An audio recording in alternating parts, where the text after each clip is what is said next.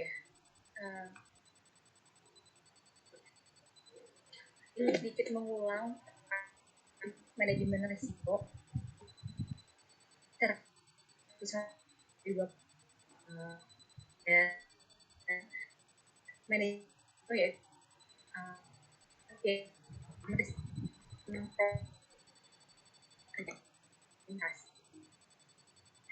dan yang kedua ini structure and comprehensive yaitu dengan pendekatan terstruktur dan menyeluruh konsisten. Yang ketiga customize ini maksudnya jadi dia ada disesuaikan dengan kebutuhan organisasi karena karakteristik tiap organisasi itu berbeda-beda. Yang keempat, inklusif, ini menyesuaikan dan melibatkan stakeholders sesuai dengan pengetahuan, pandangan, dan persepsinya. Yang kelima, ini dinamis, resiko dapat timbul, berubah, atau hilang sesuai dengan perubahan organisasi, baik internal maupun eksternal. Nah, Mentris ini mengantisipasi, mendeteksi, menerima, dan merespon perubahan dan kejadian tersebut dengan tepat waktu. Yang keenam, based available information, ini Mentris secara eksplisit menangani keterbatasan dan ketidakpastian yang berhubungan dengan informasi dan ekspektasi. Yang ketujuh, ini faktor manusia dan budaya.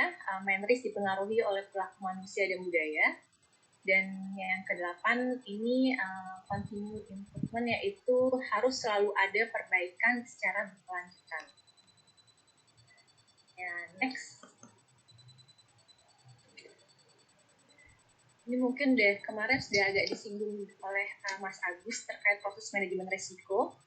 Yang pertama itu ada communication dan consultation. Yang tahap selanjutnya establish the context, yang nanti akan saya jelaskan. Yang ketiga ini risk assessment. Ini dibagi menjadi risk identification, risk analysis, risk evaluation.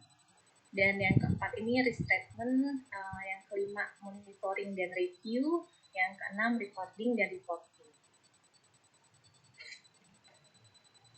Next. Ini 3 lines of defense Badan POM.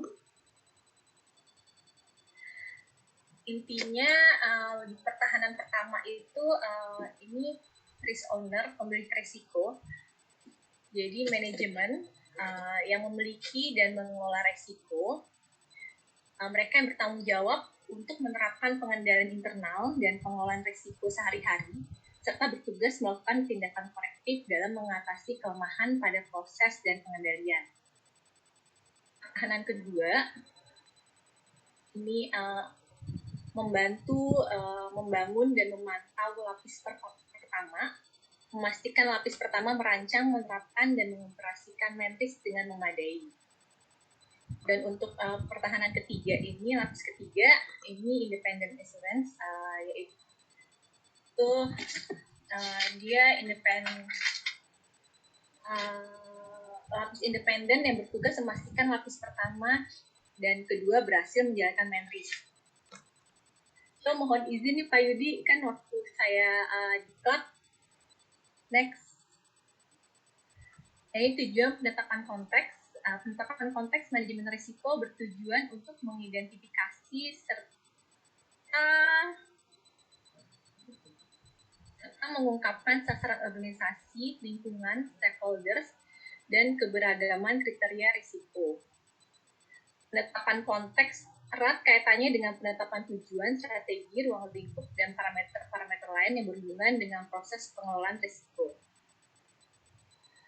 Proses ini menunjukkan hubungan antara permasalahan yang akan dikelola risiko dengan hubungan eksternal dan internal, proses manajemen risiko, dan kriteria risiko yang hendak dijadikan dasar. Konteks dari proses manajemen risiko harus ditetapkan dari pemahaman lingkungan eksternal dan internal dan organisasi. Berdasarkan pemahaman lingkungan eksternal,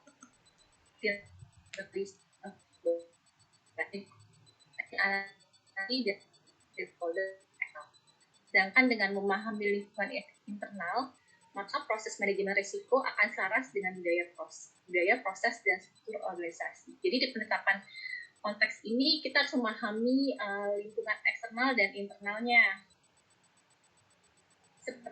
Mungkin lebih ke seperti latar belakangnya, sehingga kita bisa mengidentifikasi risiko-risikonya lebih dalam lagi.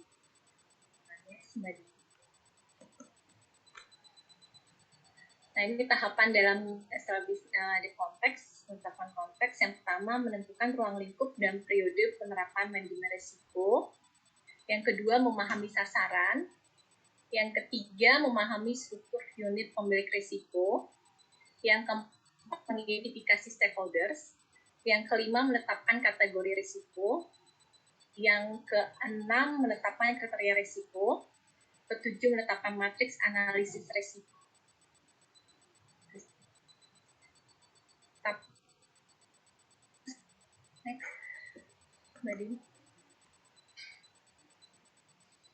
Nah, ini saya sekalian juga menyampaikan terkait petunjuk pelaksanaan penyelenggaraan manajemen risiko di badan. Jadi biar teman-teman juga sekalian terpapar nih manajemen risiko di Badan POM seperti apa. Jadi sekalian teori, sekalian saya sambungin ke manajemen risiko Badan POM-nya. Next. Yang pertama, menentukan ruang lingkup dan periode penerapan manajemen risiko. Ini ruang lingkup penerapan manajemen risiko yang berisi tugas dan fungsi unit terkait. Jadi harus tahu dulu tupoksinya seperti apa. Terus yang kedua, periode penerapan manajemen risiko berisi tahun penerapan manajemen risiko. Langkah selanjutnya, memahami sasaran. Jadi harus penetapan sasaran organisasi dilakukan berdasarkan sasaran strategis yang tertuang dalam peta strategi, rencana strategis, dan rencana kerja serta dokumen perencanaan strategis lainnya termasuk inisiatif strategis. Next. Nah, ini contoh saya ambil di Renstra yang sebelah kiri ini Renstranya IR 1, yang sebelah kanan Renstranya IR 2. Nah, jadi yang ketiga, memahami struktur unit pemilik risiko. Ini mengacu pada struktur yang berlaku sesuai peraturan yang mengaturnya. Yang keempat, mengidentifikasi stakeholders. Identifikasi stakeholders diperlukan untuk memahami pihak-pihak yang berinteraksi dengan organisasi dalam pencapaian sasaran. Yang kedua, hal yang perlu dituangkan dalam identifikasi stakeholders meliputi siapa saja stakeholders unit dan hubungan organisasi dengan stakeholders. Next, lagi. Nah, ini sebenarnya contoh formulir konteks manajemen risiko yang cuma sepertinya di pedoman Mentris Badan POM belum ada formulir ini. Sebenarnya formulir ini sih diperlukan supaya kita tahu sasarannya apa dan stakeholdersnya siapa. Nah, ini saya ngambil contohnya di pedoman Mentrisnya Kemenkyu seperti ini. Jadi unit kerjanya, ruang lingkup penerapan, periode penerapan, sasarannya apa saja, struktur organisasinya seperti apa, dan daftar pemangku kepentingan seperti apa. Next. Nah, yang kelima ini menetapkan kategori risiko. Bertujuan untuk menggambarkan seluruh jenis risiko yang terdapat pada organisasi, menjamin agar proses identifikasi, analisis, dan evaluasi risiko dilakukan secara komprehensif, hingga menentukan mitigasi yang tepat.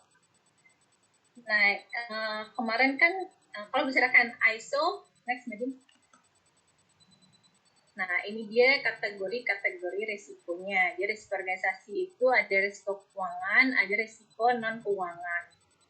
Risiko non-keuangan dibagi lagi menjadi risiko operasional, strategis, eksternal.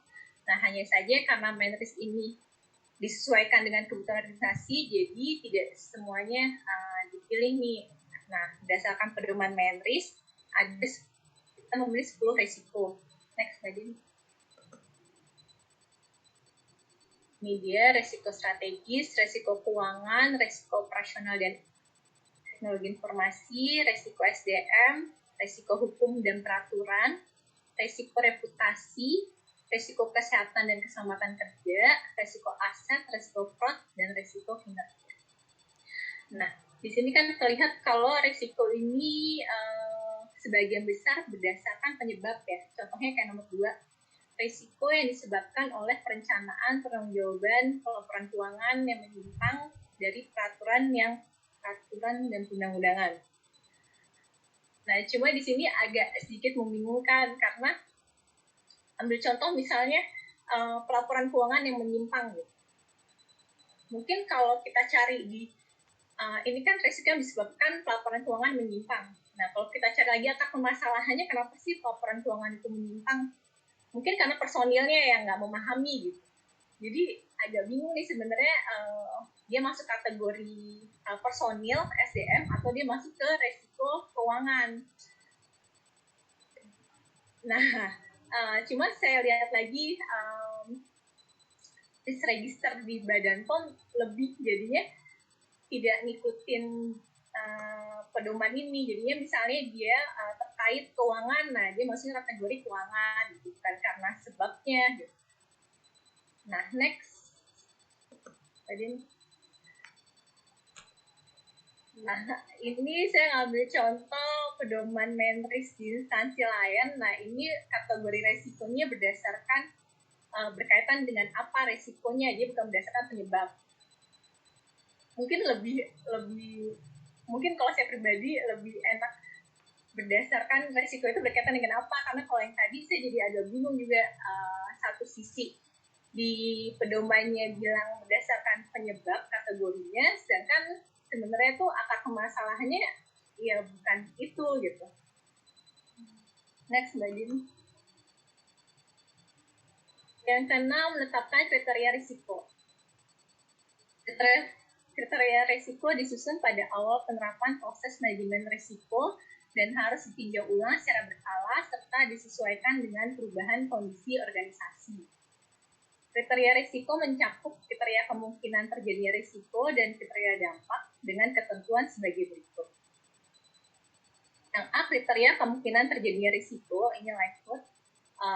Kriteria kemungkinan dapat menggunakan pendekatan statistik frekuensi kejadian persatuan waktu, yaitu hari, minggu, bulan, tahun, atau dengan expert judgment. Nah, untuk penentuan peluangan terjadinya risiko di Badan POM, ini menggunakan pendekatan kejadian persatuan waktu, yakni dalam periode 1 tahun. Next, Mbak. Nah, ini berdasarkan Jukulak Menrisnya, kriteria risikonya sebagai berikut. Untuk kriteria sangat rendah, ini nilainya 1, ini keterangannya hampir tidak pernah terjadi atau maksimal terjadi sampai dengan 3 kali dalam setahun. Dan untuk nilainya 2, kriteria rendah, keterangannya mungkin terjadi atau maksimal terjadi 4-6 kali dalam setahun. Nilainya 3, kriterianya sedang, ini jarang terjadi atau maksimal terjadi 7-9 kali dalam setahun. Nilainya 4, kriterianya tinggi, ini sering terjadi atau maksimal terjadi 10-12 kali dalam setahun. Nilainya 5, kriterianya sangat tinggi, hampir pasti terjadi atau terjadi lebih dari 12 kali dalam setahun. Next, Mbak. Untuk kriteria dampak risiko dapat diklasifikasikan dalam beberapa area dampak sesuai dengan jenis kejadian risiko yang mungkin terjadi pada organisasi. Jadi mungkin tiap instansi beda-beda kriteria dampaknya. Nah, untuk kriteria dampak di Badan POM, ini contohnya seperti ini. Contohnya misalnya kriteria penilaian ini area dampaknya realisasi capaian kinerja sasaran strategis. Ini sangat rendah jika pencapaian itu di atas 100%. Nah, rendah pencapaian itu 80% sampai 100%. Sedang pencapaian IKU 60% sampai 80%, tinggi pencapaian IKU 40% sampai 60%, sangat tinggi pencapaian IKU kurang dari 40%. Seperti itu. Selanjutnya,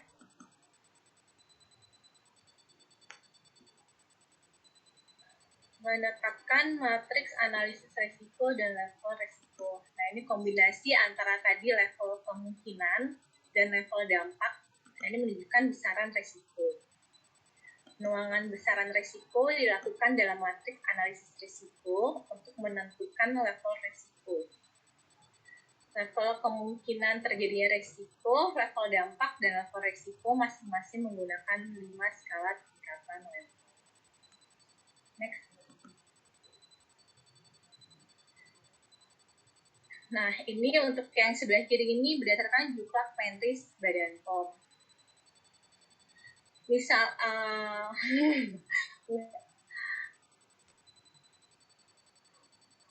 ini juga saya juga agak bingung nih, misalnya level resikonya itu kan skalanya 5. Sedangkan untuk yang di resikonya bawah matriks analisis resikonya ini dia warna-warnanya nih hanya rendah, sedang, tinggi, sangat tinggi. Karena mungkin saya salah ya lihat nih, karena pedoman metrisnya kan fotokopi apa ini Pak. Nah, cuma nanti kedepannya sih yang sebelah kanan ini nantinya bakal direvisi seperti sebelah kanan itu, dan lebih jelas sih. Jadi ini misalnya sangat rendah 1-5 itu warnanya biru. Nah, seperti matriks di bawahnya. Nah, yang sangat rendah tuh yang berwarna biru itu. Nah, untuk yang rendah 6-11 demikian juga untuk warna hijau. Terus yang sedangnya itu 12-15 itu berwarna kuning. Nah, untuk tingginya yang berwarna orange 16-19, dan untuk sangat tinggi 20-25. Nah, untuk warna penentuan warna-warna ini pun juga setiap organisasi beda-beda nih, tergantung karakteristiknya. Nah, bisa aja mungkin di instansi lain warna-warnanya tidak seperti ini. Nah, untuk menetapkan matriks analisis risiko dan matriks risiko ini tanggung jawab dari pimpinan. Jadi next Mbak Dini.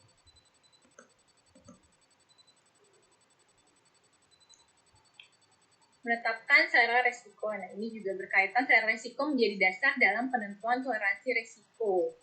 Toleransi resiko itu yakni batasan besaran kuantitatif level kemungkinan terjadinya dan level dampak resiko yang dapat diterima, sebagaimana dituangkan pada kriteria resiko. Nah, di sini ada selera resiko dan toleransi resiko. Mungkin jadi kalau mau jelaskan perbedaannya itu, betul nggak, aku mau berinteraksi sama Yus tuh, Badin. Iya.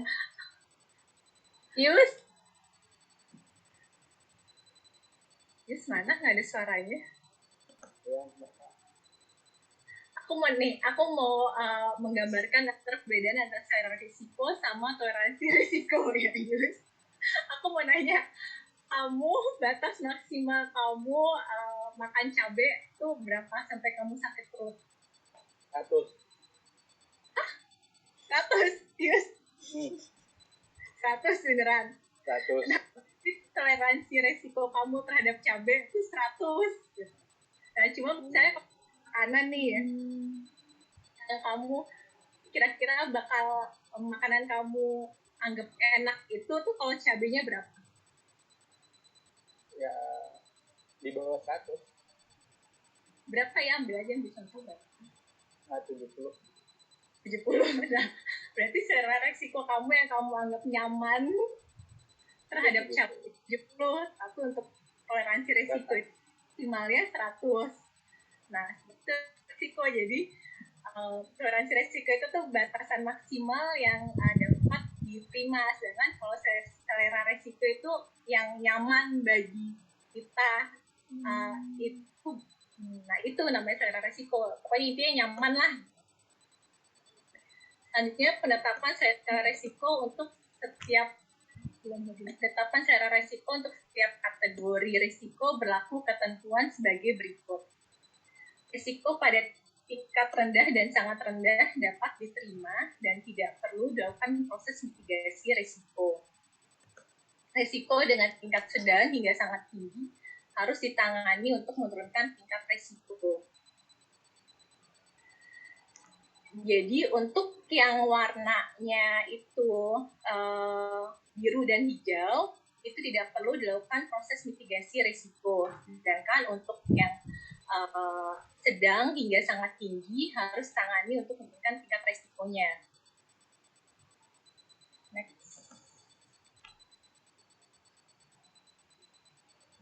Nah, ini selera resiko. Nah, ini kan ada yang garis yang warna pink-pink gitu tuh. Nah, mungkin di badan POM ini antara selera resiko dan toleransi resiko itu sama gitu. Jadi sama-sama levelnya seperti itu gitu. Mungkin ada juga nanti yang antara selera resiko sama toleransi resikonya itu berbeda. Cuma intinya batas maksimalnya itu ya toleransi resikonya itu. Jadi yang warna pink itu batas maksimalnya gitu. Jadi kayak tadi yang saya bilang kalau rendah sama sedang itu tidak perlu dilakukan mitigasi, sedangkan untuk yang kuning, orange, dan merah itu perlukan mitigasi. Next, Mbak Din. Next, Mbak Din.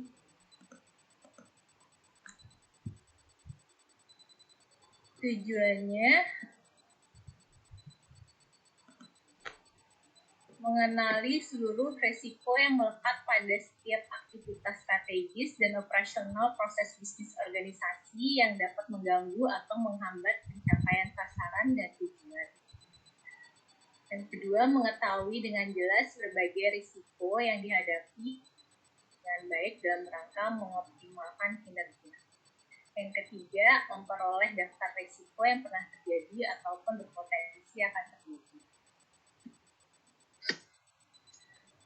Ini metodenya yang digunakan dalam identifikasi adalah risk and control self-assessment, yang artinya proses identifikasi, penilaian terhadap risiko dan pengendaliannya, serta rekomendasi dilakukan secara langsung oleh unit pemilik risiko dan atau pegawai pemilik risiko yang lebih mengetahui proses bisnis yang menjadi tanggung jawabnya. Next lagi. Langkah dalam identifikasi risiko yaitu memahami sasaran. Ini tadi sudah kita dapatkan di penetapan konteks ya. Jadi teman-teman udah bisa paham nih sasarannya apa kalau sudah melalui penetapan konteks tadi. Terus yang kedua, identifikasi risk event. Yang ketiga, mencari penyebab. Yang keempat, menentukan dampak. Yang kelima, menentukan kategori risiko. Nah, hal yang perlu ditegaskan ulang, risiko berkaitan erat dengan kejelasan sasaran. Jadinya memang harus tahu sasarannya apa sih di unit kita. Pemilik risiko adalah pemilik sasaran dan pada dasarnya ini berlaku semua tingkatan organisasi. Yang ketiga, risiko terdapat pada seluruh tingkatan organisasi.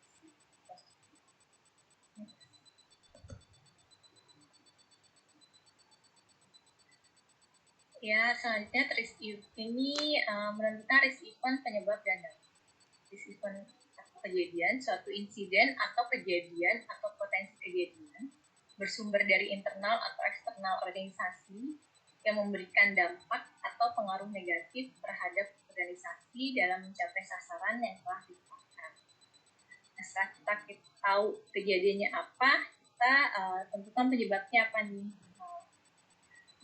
Penyebab ini ada direct cause, penyebab langsung yang menimbulkan kejadian risiko, atau juga ada contributing cause, penyebab lain yang turut mendukung terjadinya suatu kejadian risiko. Penyebab risiko bisa saja cukup banyak, namun sebaiknya dibatasi menjadi beberapa penyebab yang paling relevan dan signifikan. Selanjutnya baru kita beralih ke penetapan dampaknya. Nah, ini untuk tipe kerugian ini ada actual loss sama potensial loss, dan itu juga ada kualitatif dan kuantitatif. Jadi ini sebenarnya mirip-mirip kayak audit ya, kita menentukan kondisinya, penyebabnya apa, akibatnya apa, itu ya teman-teman. Next. Ini relevan untuk menggali sebanyak mungkin resiko dapat dilakukan dengan metodologi atau pendekatan dan teknik-teknik di bawah ini. Untuk resiko yang sudah pernah terjadi di masa lampau, dapat menggunakan metode identifikasi antara lain, mempelajari laporan keuangan sebagai dasar analisis, menganalisa catatan terkait hambatan atau kegagalan di masa lalu, mempelajari post-audit report, dan diskusi. Selanjutnya untuk risiko-risiko yang belum pernah terjadi, ini mengidentifikasi risiko berdasarkan analisis masa depan dan asumsi-asumsi tertentu, biasanya dapat menggunakan metode identifikasi antara lain, mempelajari flowchart alur proses bisnis, melakukan analisa pemangku kepentingan khusus untuk risiko-risiko strategis, melakukan inspeksi langsung ke lapangan, FGD, expert judgment, sama benchmark. Next. Risiko adalah suatu ketidakpastian dari suatu kejadian atau peristiwa yang berpotensi memberikan dampak negatif terhadap pencapaian dari tujuan bisnis. Jadi, kata kuncinya itu ketidakpastian yang berdampak pada sesuatu. Ketidakpastian itu ketidaktahuan tentang suatu peristiwa, baik kemungkinan terjadinya maupun dampaknya. Dampak ini berupa penyimpangan terhadap sasaran yang diinginkan. Dan sasaran dapat berubah berupa keuangan, kesehatan, penjualan, dan lain-lain. Dapat pula untuk individu, bagian perusahaan, dan lain-lain. Di kata kunci ketidakpastian penyimpangan berdampak negatif ke sasaran atau tidak. Next. Setelah mengidentifikasi risk event, analisis penyebab resikonya. Ini antara lain faktor penyebab dari dalam atau dari luar ini. Sampai eksternal, ekonomi, sosial, regulasi. Dan untuk identifikasi akar masalah, ini membantu menemukan tindakan yang dapat dilakukan sebelumnya. Ini bisa diceritakan, contohnya bisa pipeline sama lebih salah kan dari yang paling dominan.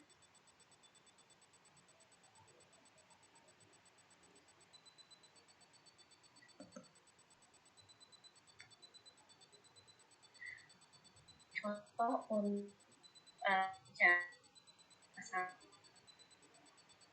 ya kenapa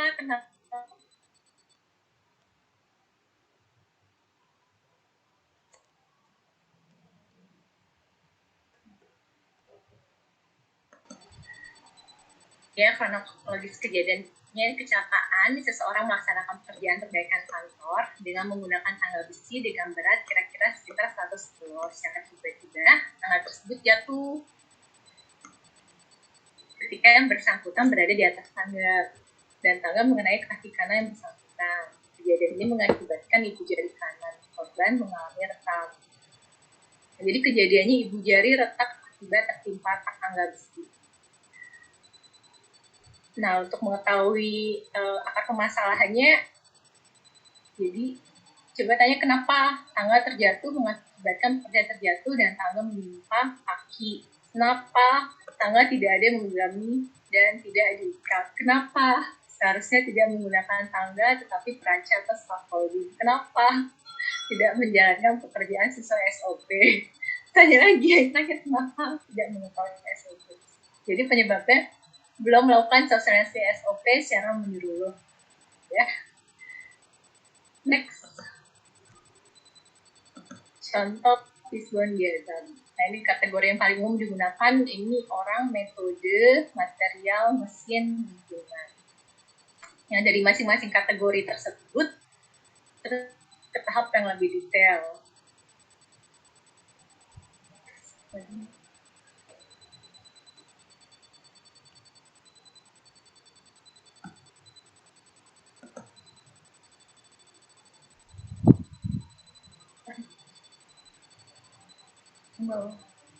Bawah.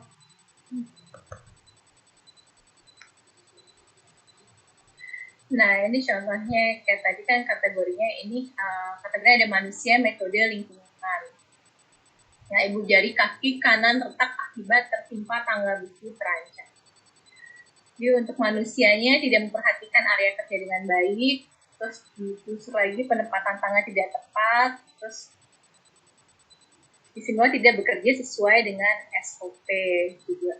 Jadi diambil yang paling spesifik, terus yang metodenya tidak terdapat himbauan atau larangan. Jadi pihak ASE gagal mengingatkan. Nah, untuk lingkungan, uang atau space terbatas, tata geraha penempatan tidak baik juga sebagai penyebab. Next, Mbak. Selanjutnya, setelah penyebab beralih ke dampak. Berdasarkan resiko, kemudian dilakukan identifikasi dampak negatif yang mungkin terjadi.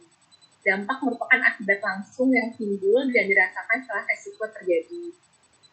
Dalam hal dampak langsung lebih dari satu, dampak resiko diupayakan untuk diurutkan berdasarkan urutan signifikansi atau dominasi. Next, nanti contohnya. Kejadiannya pengurusan perizinan perusahaan terlambat. Nah, penyebabnya masa berlaku perizinan tidak terpantau. Kerugiannya proyek tertunda. Contoh-contohnya ya. Manipulasi setoran, penyebabnya kelemahan pengawasan, kerugiannya kehilangan uang. Kejadiannya gangguan jaringan, penyebabnya teknologi atau alat yang sudah usang, kerugiannya kerusakan image. Next. Ya, ini contoh lain juga. Kejadiannya terkait kesalahan info kepada customer, kecurangan internal, kehilangan komputer, penyebabnya ketidakcukupan pengetahuan staff, kelemahan pengawasan, sistem pengamanan aset yang kurang baik, dan dampaknya komplain customer, kehilangan uang, data hilang, dan harus memberi komputer.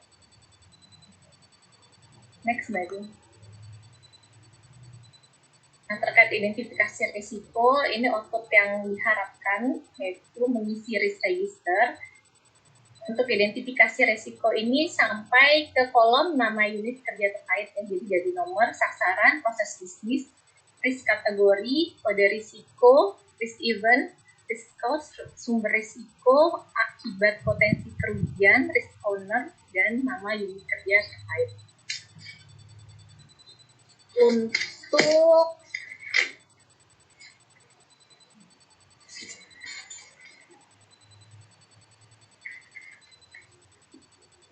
Untuk sasaran ini nanti diambilnya dari Renstra. Jadi teman-teman lihatnya dari Renstra. Nah, untuk proses bisnis, ini kegiatannya apa sih gitu? Proses bisnis yang diisi kegiatan, dan untuk risk kategori itu diisi yang kategori yang 10 tadi berdasarkan pedoman manajemen risiko. Dan untuk terkait kode risiko, ini kode misalnya risk kategorinya dia masuk ke strategis, jadi S01 gitu. Belum ada penyeragaman sih kode risikonya seperti apa. Cuma ini supaya memudahkan kita menelusur untuk kode risiko. Nah, untuk risk eventnya itu tadi risiko-risikonya, daftar identifikasi risikonya apa saja. Terus risiko itu penyebabnya. Nah, sumber risiko ini internal atau eksternal. Terus akibat, terus risk owner ini personil yang diberikan otoritas mengelola risiko tertentu dan bertanggung jawab terhadapnya. Nah, ini nggak harus kepala unit, tapi juga bisa satu tingkat di bawah kepala unit itu juga bisa sebagai risk owner. Untuk nama unit kerja terkait ini diisi untuk nama unit yang memiliki risiko tersebut. Next.